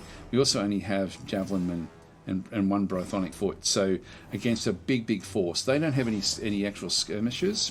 So if we go and sort of do this one through there. Actually, they do have some. They must have some. Raw spearmen. Oh, these are skirmishers in through there. So they're going to. So we're going to be trying to hit them. Yeah. So this one became exhausted. These are still fresh. Let's go into the actual play, and you can see through here. This guy has got all the advantages. These are Huskarls smashing through. They have lost 1 effectiveness, so they're taking on the Brythonic foot and smashes them. So they've been destroyed, and so all the way along here. Raw spearmen going up against our guys. Actually, we were lucky there. We rolled a really lucky amount, so we did well there just with these javelinmen. Javelinmen shouldn't be able to stand up against raw spearmen. Again, yep, they've destroyed us there. And across here, destroyed us. We're not going to see the flanking because we're going to get destroyed here potentially. Yeah. If not, these guys would get a flanking attack and then sort of roll us up. Now that is, we're now in pursuit mode and they're going to now chase us off here. So we did really no damage there at all, pretty much. So that's the end of that one. So that one against the garrison force that was left there. So we've been wiped out completely. And now our forces now come back in to now tackle them. And so in this case, again, I've got 2 different ways I can do this. I can export the battle and play it in Field of Glory 2 Medieval. And this is something that I think I would like to do, to be honest. If you exported this, you could have done some hurt to the enemy. Yeah, I could have actually then started to try to focus on particular units. And I think this would be fun to do both ways. If I export the battle, I can then come back in. I'll show you what actually happens here. If you do have Field of Glory 2 Medieval, you don't need any of the DLCs to do this. But if we do that one through there, I can then go out and play this as part of the other game as a tabletop game, which is awesome. And this has been cleaned up a lot. Now, there's always been a bit of contention about whether the game should be all part of one game, but they really are. Like, the tabletop game is completely separate to the Field of Glory kingdoms. So Field of Glory 2 Medieval is the tabletop for playing the fights, whereas the other one is more is more of the grand strategy. So this game doesn't have campaigns, it just has battles. That's all it really does do. And so we can play the battles out in this game, I would strongly suggest if you get one, try to get the other.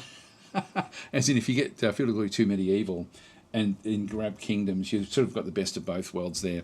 As I say, you don't really need the DLCs to be able to play these battles. So so this is the Welsh versus Anglo-Saxons. And so we have the force that we actually have in through here in development mode. So I can sort of then move my forces around to position what we actually have. So we don't know where the enemy actually is. Now again, we were in this hilly terrain. This is just randomly generated. We're hilly terrain where there is actually the landing has to come through on the coastline in through here. And so we've got some trees, we've got hills, got rough terrain, which is very, very difficult to fight in. So we'd need to then position our forces into specific areas. We've got javelinmen, cavalry. So we've got a very cavalry-centric force. I would probably sort of move these guys more up. The Brythonic foot is medium foot. These are okay in the rough. They're not fantastic, but the other guys are even worse. The Ostmen don't like to be in the rough at all, so I'm going to move them off to the side. Let's just move them to there. And yep, so I don't think we can put any more. Yeah, that's what we have. Let's just end our turn through there. You sure? And the enemy troops are coming through. And so we'll see their force. Now, some of these will be hidden as well. But our group would be really able to dominate this if we can get down into the plains that they're operating in. So they've got these mercenary light foot. Now, they're going to do fairly well in the rough, to be honest, but these are going to be where the main battle will then occur. And so from here, I can then sort of start to basically play the battle out as if it's actually is a tabletop. So we can sort of go in, get into the marsh here with our javelinmen, sort of be able to sort of protect fairly well against their huskarls even. There's their commander-in-chief. So this is Siward the Stout. This is their king. If the king is killed in the battle, that will then be reflected when it comes back into what we actually have. But let's not do that today because we're running out of time today. Let's just go and quit the game, and let's go back in and load in where we are in Kingdom. So I can export it out and play it. And what I might do is I might actually play that out as a sort of like as a supplementary thing, like on another day. The focus of really what I'm doing here is to show kingdoms, but I love those battles. So let's just go and play this one out. So I'll just go and play kingdoms again. This should just take us back in there. If we just go back in and import the most recent battle result, that's not really what we wanted. That's old. So if I just go back into load, you'll see there that we've got the pre-battle turn 25 is now saved here for me. So this is pre-battle. And so if I go in and load this one in, it will then take me to the same position from when we exported the battle. If I don't export the battle, I move past that location. I'll just let it load in. But this is a great, great game. And it certainly is... I always vote for Daz to play the games on his embargo list. Yeah, I've got a few of them there. So we're here again. So we're back to where we were, where we can export the battle or view the battle. I will actually, because I really am now out of time, but what I will do is I will actually... I think I'll play this again in a few days' time, but I'll actually play the actual battle out, and maybe just do it as a one-off video. I think I may not even do it live. I might just do it as a recording, just so that there's actually maybe put it onto YouTube or something like that. I think. So anyway, let's view the battle. So again, we've got the same little mountain pass, but we now have some differences. They've still got like a very heavily positioned sort of force in through this other side. We've got like different groups in through here. Again, we've mainly got cavalry. We just have to get past these guys. Now we actually have a very, very strong group of infantry down through here. They're a Brythonic foot and our Ostmen. We just have to get past these one group of huskarls back in through there. So let's go and start the battle. Again, the frontage is the weakness that we actually have. Now, playing as Wales, you generally will be wanting to play with infantry and with javelinmen because of the hills and the mountain passes. But what we did with our army is we actually built an army with a lot of cavalry because we're going to move into the plains of England.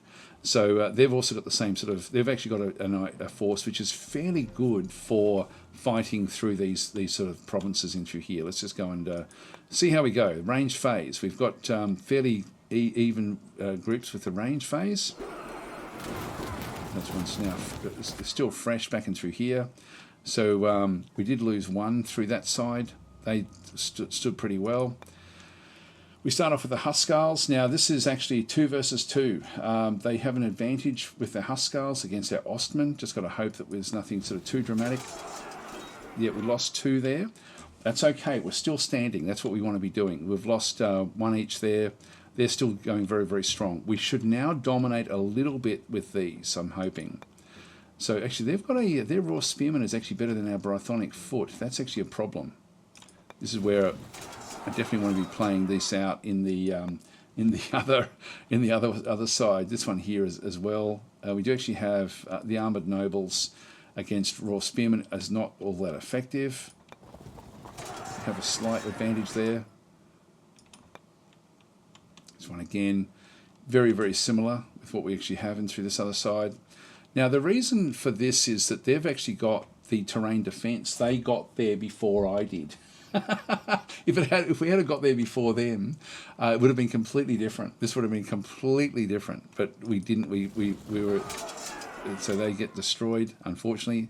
Ostmen going, so definitely would be wanting to play this out in the other mode. Oops, just let that one go, and this final one. So it's pretty even, that first one through there. Now there's a pursuit. They did actually win that, technically. And so they now pursue, do more damage, and we now have to run away. Look, they won the battle. And so we lost some forces in through here fairly badly, and they now would chase us away from that location if we were playing it in-game. But we're going to play that one out, as I say. Well, I'll do that one again as a supplementary thing. That'll be on my YouTube channel. I'll actually place that one there. So I'll play that one out over the coming days and record it. So, but that's where we are there. So I do want to do that anyway, because this will be an ongoing series that we sort of play out. So we won't leave it where we are there, but that's essentially the essentially we're sort of going to be leaving it with that battle about to take place. But I'll play that one out in Field of Glory 2 Medieval, which I do prefer those big battles to be played out that way. So we should be able to reverse that result based on the terrain. All right, so that's what we have in through there. So we end up being pushed back in through this other side. We've taken some losses. They're on the march. It's a fair season, so they're possibly going to be now trying to get into Gwynedd, back into this other location. And so these are this is quite a strong Northumbrian army that we do have to deal with. They've actually been able to heal up as well once they've actually hit the shoreline. So yeah, it's a fascinating game, this one. It really, really is amazing. So I'm going to leave it there, guys. So thanks for watching. Hope you've enjoyed it so far. And again, this is one of these games where it is an alt history type game where things actually sort of can take different paths and different routes. We're already in 1066, and we're not seeing any sort of sign yet of the any sort of Norman invasion or anything like this. So I think Normandy is still sort of doing what they're doing. So here we go. Hedge has redeemed a posture check. Thank you for that. But yeah, that's where we are at this point in time. So I'm going to leave it back and then bring back in that battle system and play that battle out, and then we'll come back in and sort of continue on next time. So it'll be a few weeks before I sort of get back. And again, this is following on from the Lens on Snapshots on YouTube, which talk about actual historical things that the game models, which is a fascinating series. Very, very short videos, really, really well worth having a look at those. Thanks for watching, guys. I'll catch you next time.